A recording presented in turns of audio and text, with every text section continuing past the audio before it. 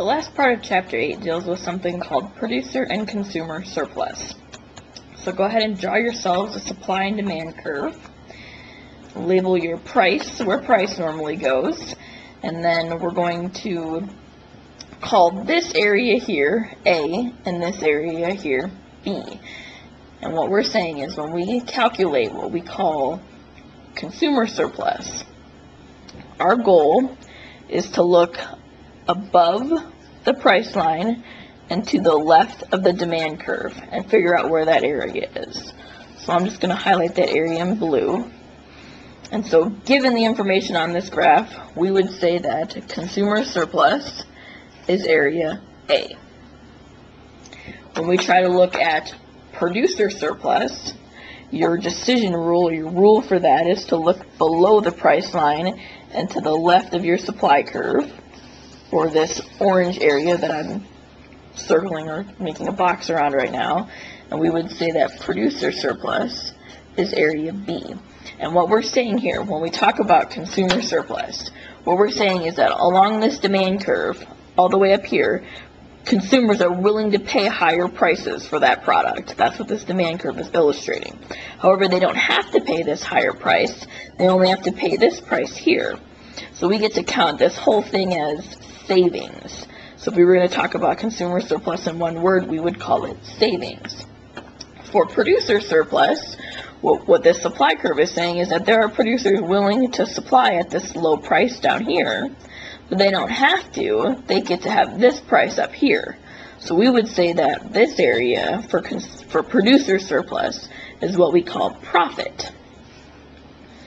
And our goal is going to be to look at what happens when a supply curve or a demand curve shifts. What happens to the producer and consumer surplus? So let's go through one of those.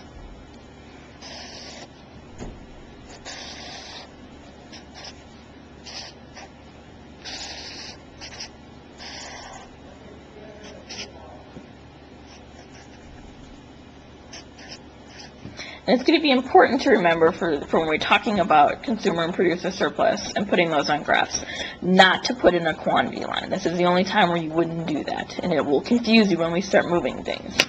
So we can't label right away. So let's say that supply decreased.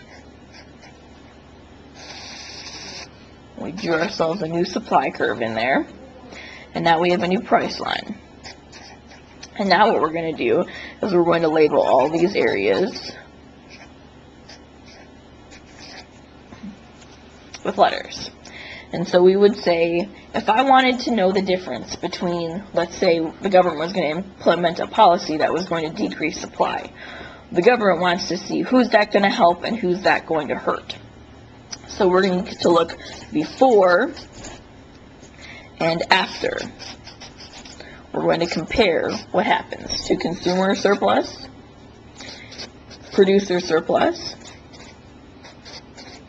and then what we call total economic surplus or society.